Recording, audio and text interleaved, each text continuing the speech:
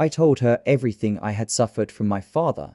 She looked at me and smiled. I frowned and asked, "Why are you smiling?" She did not say anything. She went inside, packed her things, and said to me, "We need to run away from all this if you want to live." I looked at my house and said to myself, I will surely come back for revenge. I will take everything back from him. I told the maid, "Let us go." She grabbed my hand, and we ran out of the house. The next day, my father wanted to throw me a birthday party. He looked around for me and saw nothing. That was when he realized I had moved out. He sent his men to look for me around the city, but they could not find me. Thanks to my adopted mother, when we got to her house, I was surprised to see a big house. I moved closer to her and asked who owns this house. She smiled and said she is the owner and that I should not ask any other questions. She said I will find out by myself. 4 years passed, years of hiding, studying, and building myself with the help of my mother. It was time to travel back to the city. It was my 23rd birthday. I arrived at the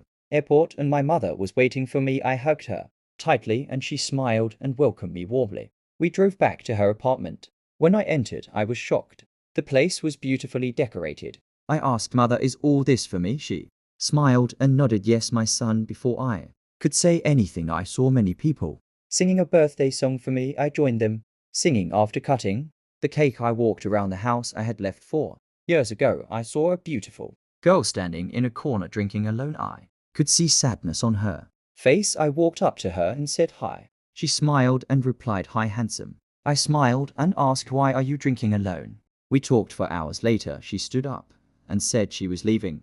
I told her I could take her home because she could not drive in that condition. She smiled and nodded yes. I drove her home. She asked for my name.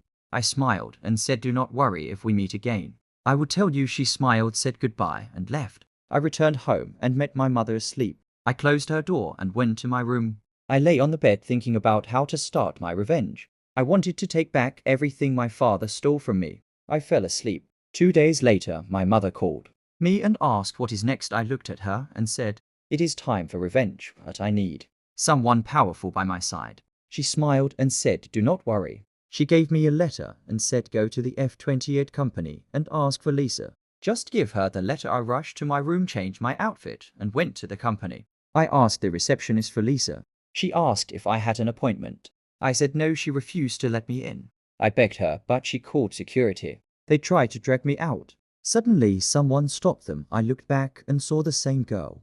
I drove home. I smiled, but she did not smile back. She asked, "What is going on?"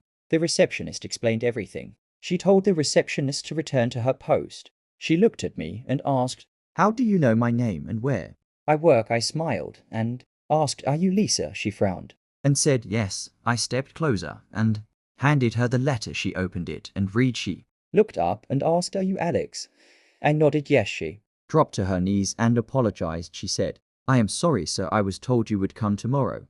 I was shocked. I asked her to stand up. She stood and escorted me inside. I asked her to explain what was happening. She said she was not in the position to say anything. I left her and closed the door on my way out. The receptionist blocked me and begged for forgiveness. I ignored her and left. When I got home, I shouted, "Mother, where are you?"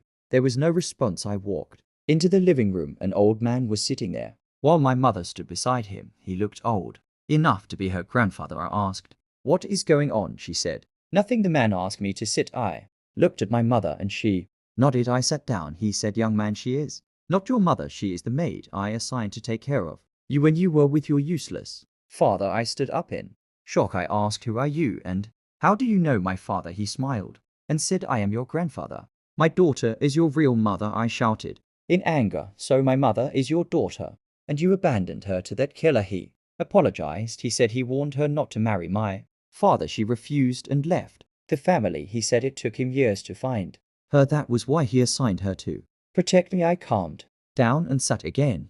I asked my mother to sit beside me. My grandfather said, "Now that you are done with your studies, it is time to take over the company." I smiled and said, "I will take over, but I have conditions." He agreed.